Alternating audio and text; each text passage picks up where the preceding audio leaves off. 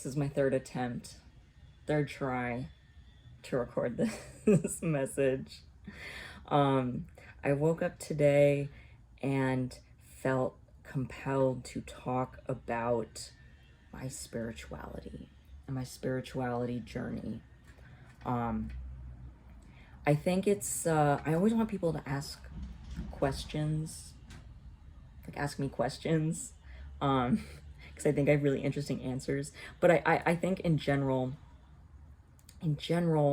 people do not ask people questions like in social situations. I am really frustrated like the state of like interviews. Like, interviews right now, interviewers are like ask such terrible questions. And I try to ask people interesting questions, because the normal ones, you know, like, oh, what do you do for work? Where are you from? Where do you live? Blah, blah, blah. The basic, you know, questions that society deems. I'm rolling a blunt right now. I'm breaking up my weed to roll my blunt.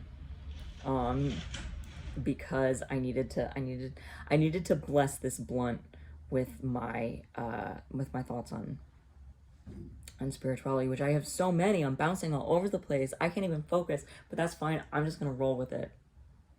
Where was I?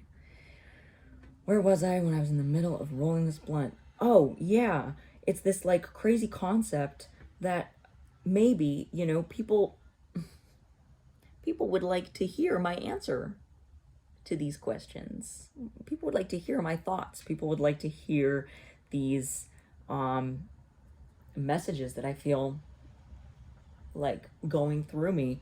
I am of the belief that like our thoughts are not like uniquely ours. Like I think we are uniquely ourselves in how we like show up in the world, how we act, how we treat ourselves and other people. That I think is very unique to us as individuals, but the collective consciousness is always like just we're always tapping into that.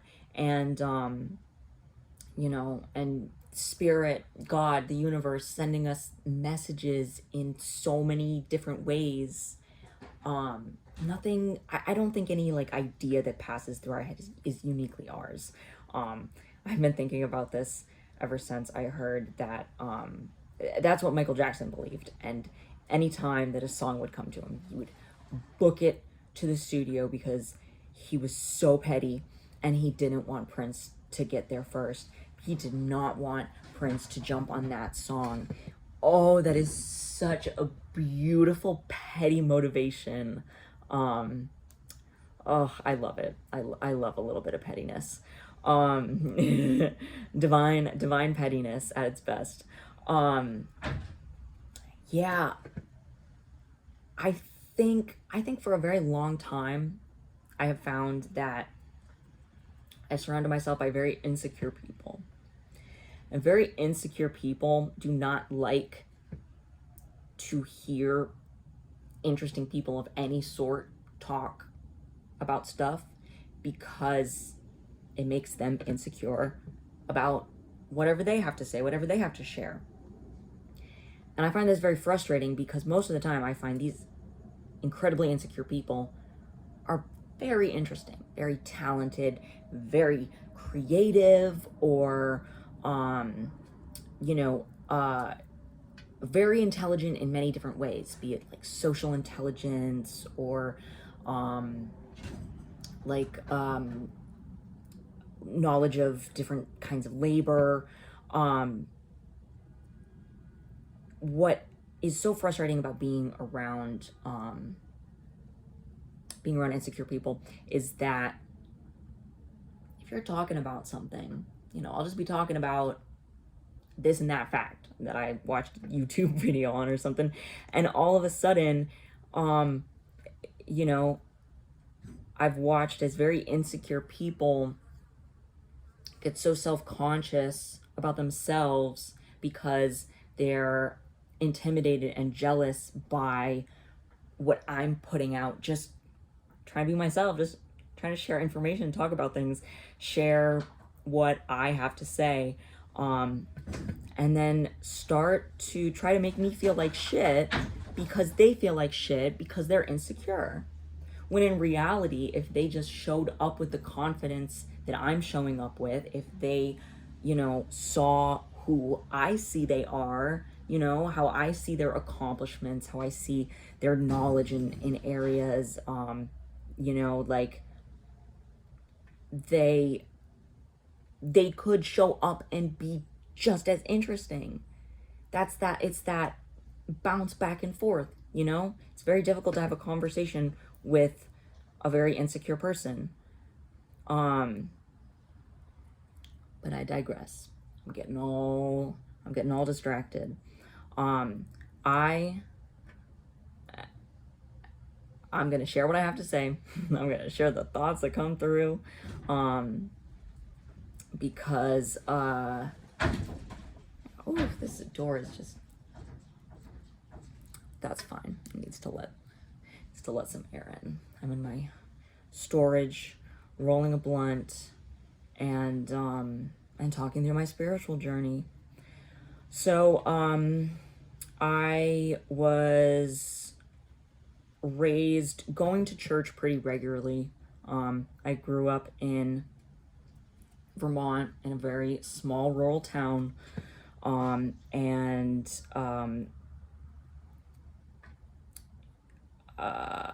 we went to church pretty much every Sunday for a good while. And then the church became kind of more of child care services for my mother than her going. Again, very small town, so it was kind of the church ran a lot of the social stuff in the town. It was right in the village, right in the center of a couple of mountains. And I quite frankly didn't really. I liked the social aspect of going to church in some ways, but a little very boring Protestant church, but like a very kind of mixed conglomeration. It was like all of the Protestant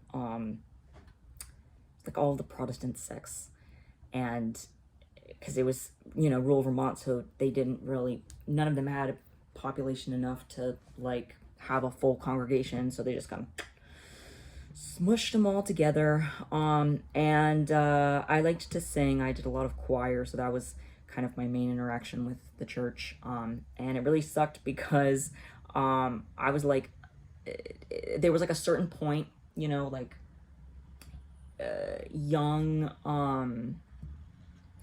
young people, like it was around like maybe like 8 or 9 where like their parents were like, okay, if you don't want to go to church anymore, you don't have to go. But that was not the case for me, and I literally told my mom outright. I was like, I don't believe in God. I don't believe in that religion.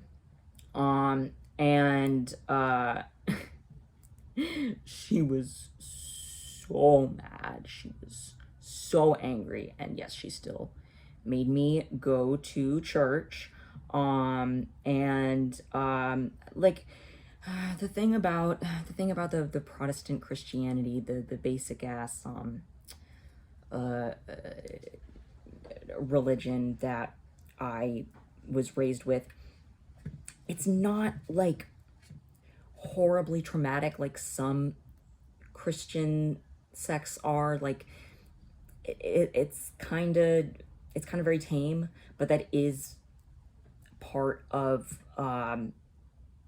the I guess miserableness of the religion, because you have a very plain little church, nothing really fancy about it. There was like a couple stained glass windows, but they were small, humble, and New England women, like the most prudish of prudes. There was no nice dresses, no Sunday makeup or whatever. Like, it was very stifled and boring. And that, I think, was one of the main ways that I was like so kind of fed up with that environment. But in terms of God, in terms of like believing in God, you know, I think one of my beefs, Christianity. I mean, I've got a lot of beefs with Christianity. A lot of beefs with Christianity. I am not gonna lie. Not gonna lie. It.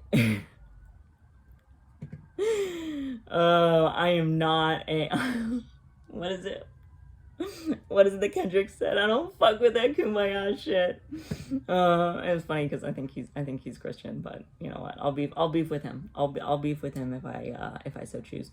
So, I have a lot of beefs with Christianity because first of all, it like was such a massive force of like violent colonization and a vehicle of white supremacy. Like, you cannot detach that historically from it. It is so ingrained in like every iteration of modern of every part of Christianity, like it.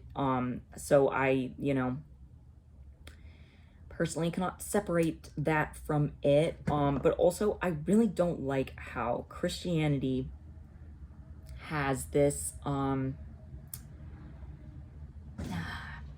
it has this like treatment. How do I want to put this? It treats God,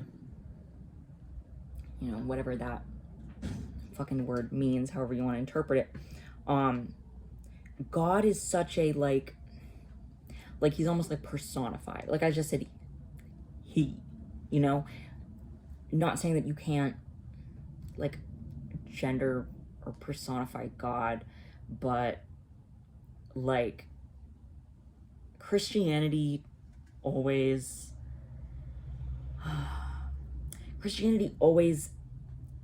felt like God was this kind of like guy watching, you know, this like person. God is not a person. God is a something bigger than all of us, but God is us, and God is all around us, and God is everything. So it's way more complicated than kind of imagining it as like this like person watching, you know, this watcher. Like I feel like that's kind of how Christianity always depicted that to me, and I think that that's bullshit. I don't think that's right at all. But I digress. I also did not like that people like there was not room for discussion, you know, because I like told my mom I don't believe in God. She got super pissed, still made me go to church. But when I was in high school, I started dating this guy, and his mom was a minister of another, like, you know, kind of general Protestant congregation. And she was really cool. She showed me The Birdcage for the first time and Pulp Fiction. And she actually like engaged with me in conversation because I was like, I don't know how I feel about Christianity, because I was still kind of like spiritual. I've always had connections to like nature, and growing up in Vermont, I was just surrounded by nature. I didn't even fully take granted. I took for granted a lot of the nature that I grew up in. Like, it is like those are ancient mountains, and I learned so much of the knowledge that the Abenaki people who lived there for 10,000 years gathered like from those ancient mountains, and passed down that maple syrup. Oh, maple syrup. They learned it from the squirrels. They watched the squirrels. Squirrels. See what I'm talking about? Like, God is everything. God is the squirrels chewing into the bark of the maple tree in the spring and drinking the sweet sap, and the Abenaki seeing that and being like, oh, what's that? And then boom, they boiled it to make maple syrup. See, God is everywhere. God is everything. God is everywhere. But anyways, that's the current basis. I know I'm still talking about my journey. I think I love I'm like, should I have so much to talk about? Let me get through this. But also, I don't got anywhere to be. So I originally started questioning Christianity because I was reading Greek mythology, and I found it so interesting that like the gods in Greek mythology were so imperfect. They were so like fucked up and doing like all sorts of whack shit. I thought that was hilarious and realistic, because like, come on now, that's part of the kind of like, I don't know, bullshit of Christianity to me, is that like God has no flaws. Like, you can't question God.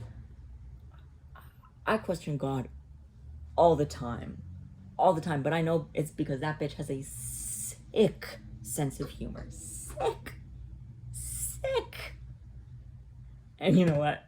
Like, I gotta say, most of the time it is pretty funny, and I'm like, okay, you got me there. But I'm doing my best. To trust in spirit. Just trust in spirit, because it is bigger than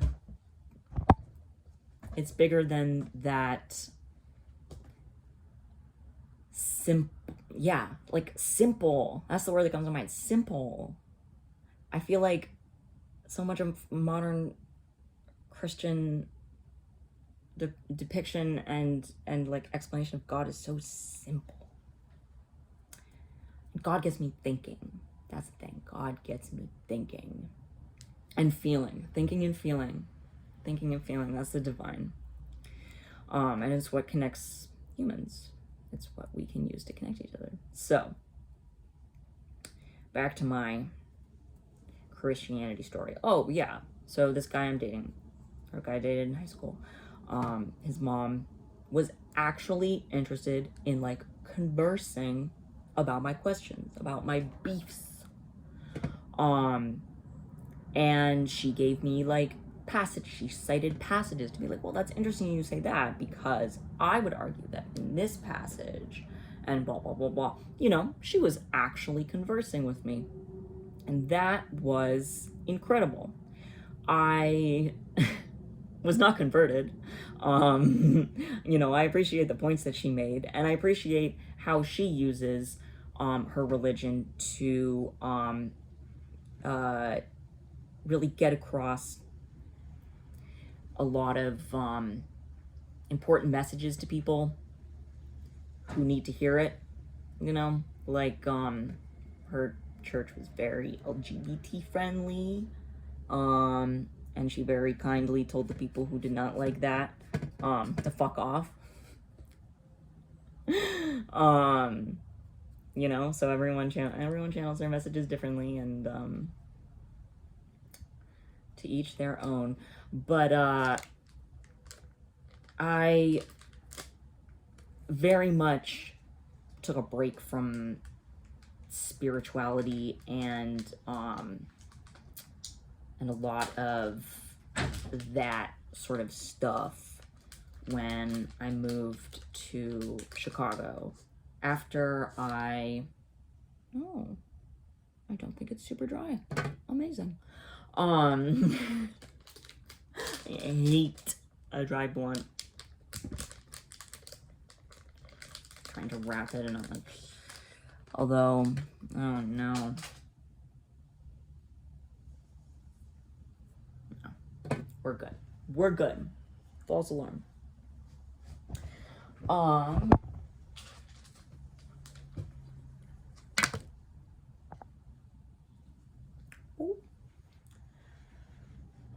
I moved to Chicago. I took a break from any kind of spirituality or religion or anything like that. And ooh, maybe this is a little drier than I thought. That and my hands are a little, ugh. Well, it's fine, that's why there's tools for this. Oh, look at that. Crazy.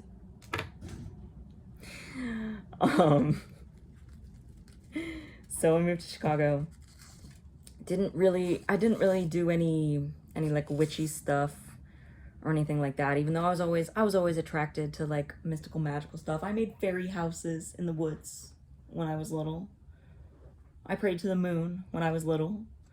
I would go out in the backyard on the full moon. So I was always in that kind of realm of stuff, but I took a break from it in Chicago, and that was really just because that wasn't really on purpose. I don't know what that sound was, but that was a message.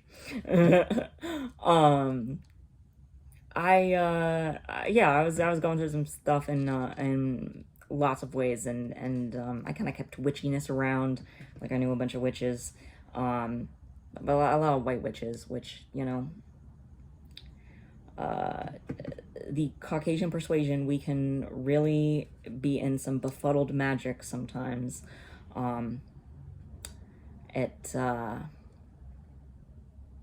Just saying. So I didn't really get into anything else until I moved to Long Beach. I moved to Long Beach and I was like reading tarot with some friends that I'd made and, you know, going to the beach a lot. Lived right by the beach and that was crazy. It was beautiful. Oh my God. I did really enjoy living in Long Beach, even though it was also a time in my life. Yeah, that's when I really started reading tarot and kind of the beginning grasps of like, you know, getting messages and listening to my intuition and the idea that like synchronicities and patterns mean something. Those were all starting to kind of trickle in. And I was like gradually more and more getting into magic. And I feel like magic is a little bit different than spirituality. So I'm gonna take a pause on the magic today. But magic and spirituality has been like intertwined for me. For a hot minute, you know, but in 2020, I remember that was the first time that I like really I told my biological ancestors to fuck off. I like bitched them out and I was like, get the fuck out of here. And I prayed to my queer ancestors, I prayed to my trans ancestors, I prayed to ancestors who came before me who were on the land that I was living on. And that really changed my spirituality in a lot of ways because I do believe part of the collective consciousness is that ancestral loop. You know, time isn't linear and we're all connected. And And it was a wild journey connecting with those ancestors, because bitch, I had to fight some demons, some fucking demons. Like when I tell you that these crazy, I know white men can be crazy, but the white women in my lineage are the demons, demonic.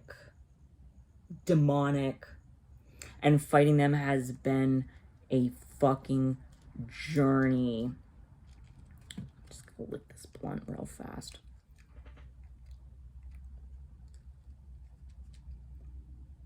No, it's not gonna be fast. I'm gonna take my time because I want this blunt to be good, because I'm rolling it with divine intention. Duh.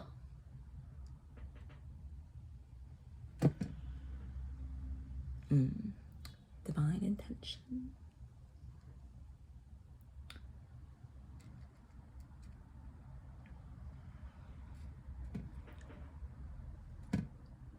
So fighting my biological ancestors versus listening to the ancestors that I have other connections to, that was really transformative. And the next, I guess, kind of step in my spirituality was studying under kind of specific deities, specific gods, or figures in various lines of belief.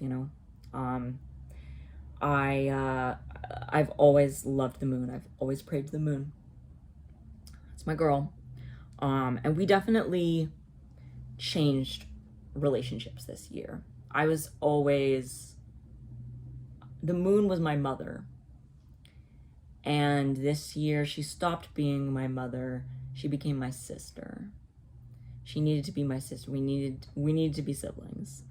And that was a whole journey. It's because I was spending some time at my friend's place, and they are a daughter of Oshun, and so Oshun was putting me to fucking work. Oshun was putting me to motherfucking work, and I was like, this is what I need. I don't need a gentle mother. I need a mother with fucking discipline, keeps me to high standards, but wants everything for me, is like, you deserve all of that fucking luxury and pampering. You deserve all of those material goods, and you're gonna motherfucking work for it. But that's because Oshun saw me when I had nothing.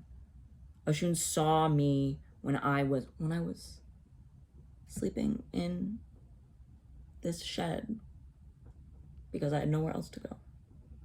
Ooh, shh. Ooh, when I was connecting with there's a fella in here.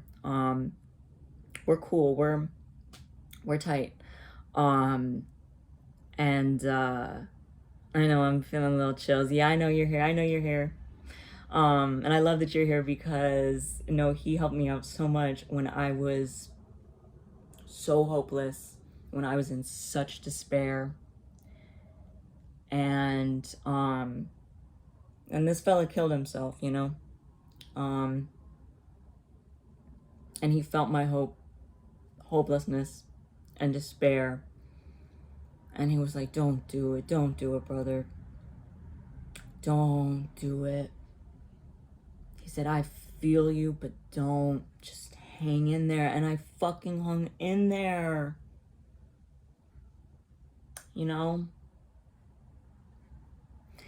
And he'd also be nice because he knows I get like spooked, so he wouldn't do anything to like really scare me. The only he scared me like last year real bad, but it was just because I needed to go to bed.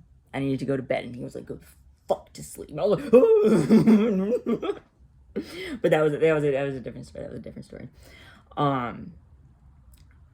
And I think connecting, I was like talking about like deities, and then I'm like talking about like, you know, the folks still around, peeping around, but I'm also trying to, you know, make sure this blunt is rolled excellently. I will say it is a little small, but you know what? That's fine. That's fine. I also need to drink some water.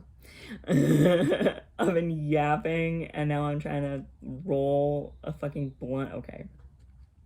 Okay.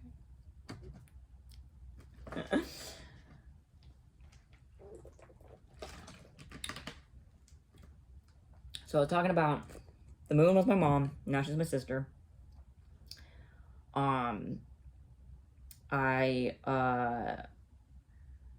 I was talking to Oshun.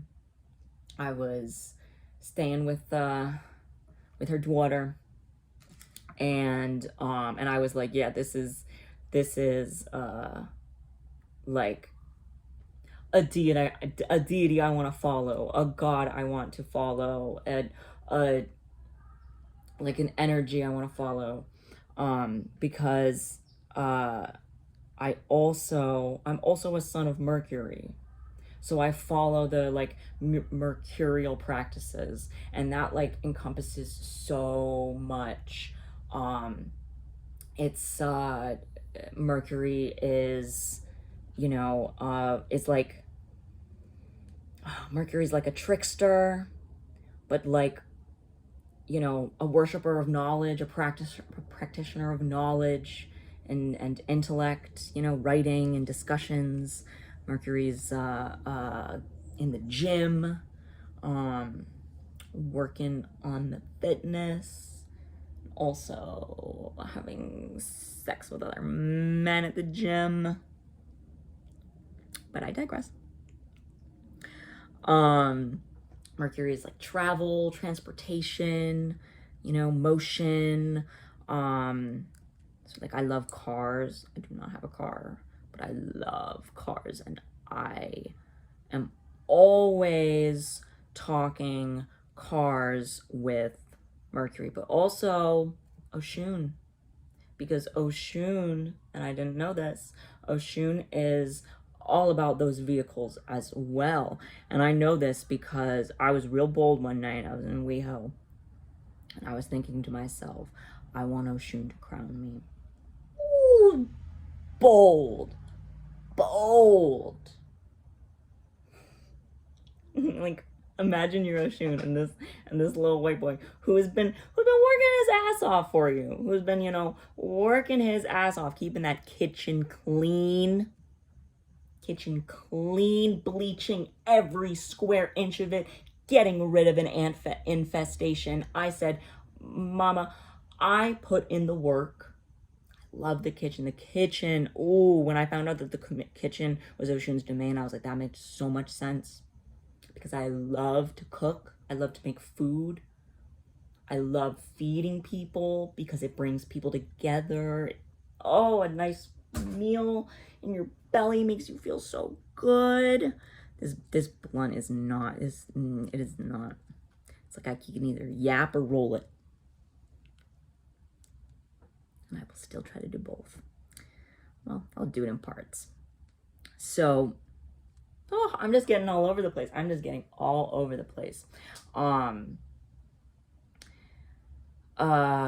Kitchen, Oshun. Yeah, no, I was working my ass off for her.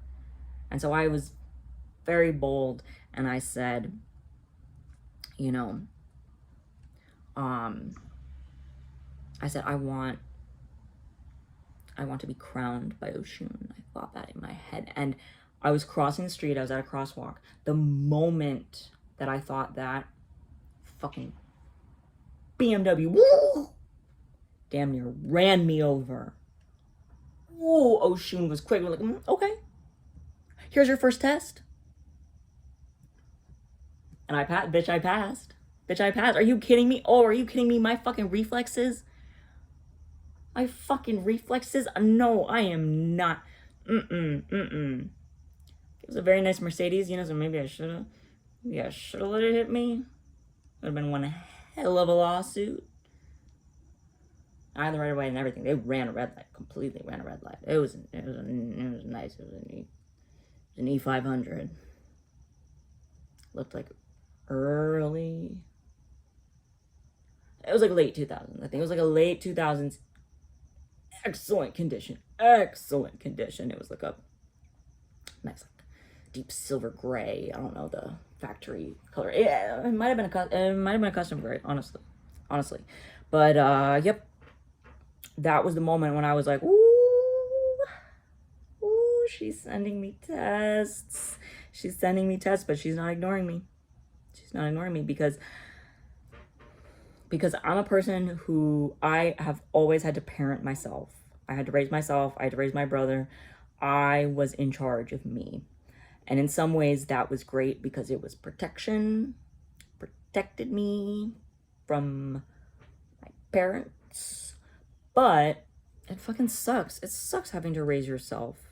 And so finding this deity, finding this God, this I mean, I would almost consider a lot of these gods ancestors, you know, because they were once humans who then like became gods, if that makes sense, you know. So I think that's kind of the distinction between like gods and God to me, you know. God is like the collective consciousness, everything, and then gods are the ancestors that have like learned lessons, who have been human, who have done all the mistakes and have their own opinions on how it should be done, and they teach you those lessons.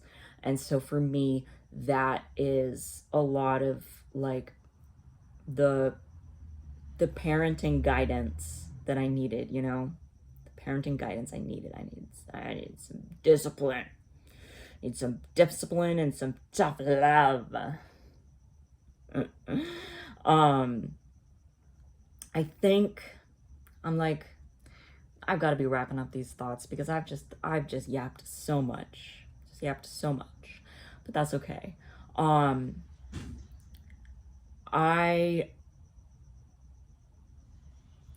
think, I don't know what I think.